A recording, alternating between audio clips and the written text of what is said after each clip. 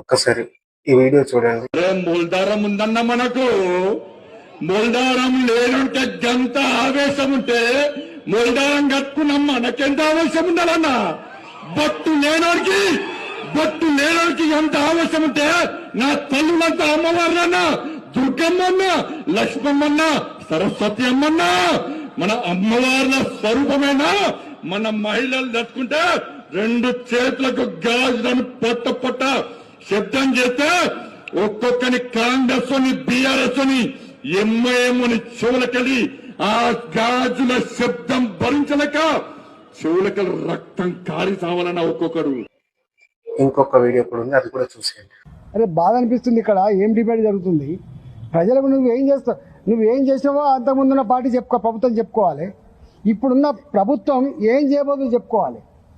ఇగో ఈ డ్రైనేజ్ వ్యవస్థ మంచిగా చేస్తాం, మీకు డబుల్ బెడ్రూమ్లు ఇస్తాం, మీకు ఎంప్లాయ్మెంట్ కల్పిస్తాం, ఇగో మీకు ఈ లోన్లు ఇస్తాం, మిమ్మల్ని ఆదుకుంటాం, ఇవి చెప్పాలి కదా. ఇన్ని ఎన్నాళ్ళు జరుగుతుంది? కులం పునాది మీద, మతం పునాది మీద రాజకీయాలు పర్మనెంట్ నడవవు. ఇది నా వ్యక్తిగత అభిప్రాయం. నేను వేరే వాళ్ళని విమర్శిస్తలేను. ఒక వీడియో బండి సంజయ్ గారు మత విద్వేషాలను ఎలా రెచ్చగొడుతున్నారు రాజకీయంలో అనేది చూశారు. ఒక సైడు నీతి గల రాజకీయం ఎలా చేయాలో చెప్పిన ఈటెల రాజేందర్ గారిని చూశారు. ప్రజానాయకుడు ఒకవైపు, బీజేపీ తయారు చేసిన కేవలం మతాన్ని మాత్రమే ప్రచారం చేయాలి, అభివృద్ధి చేస్తామని చెప్పకూడదు, ఎందుకంటే మనం అభివృద్ధి చేయం కాబట్టి. బండి సంజయ్ గారు ఈరోజు ఏం వారం అన్నా, రేపు ఏం వారం అన్నా, బొందలు తాగుదాం, శివుడు వెళ్తే మాకు, శవం వెళ్తే నీకు, మొలదారం కట్టుకున్నారా, మొలతాడు కట్టుకున్నారా, కాళ్ళకు మట్టెలు పెట్టిరా, నెత్తుకు బొట్టు పెట్టిరా. దీనికోసమేనా సార్ మీరు ఎంపీ అయ్యారు, దాని తర్వాత కేంద్ర సహాయక మంత్రి అయ్యారు? దీనికోసమేనా? ఏం మాట్లాడుతున్నారు సార్? ఎందుకు సార్ మనకిది?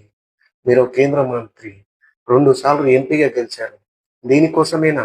2 సార్లు గెలిచిన కరీంనగర్కు మీరు చేసిన అభివృద్ధి ఏమో చెప్పగలరా? ఏమీ లేదు. ఈటెల రాజేందర్ గారు చెప్పినట్టు ఎలక్షన్లో కేవలం మతం, కులం అనేది కొన్ని రోజులే వర్తిస్తుంది.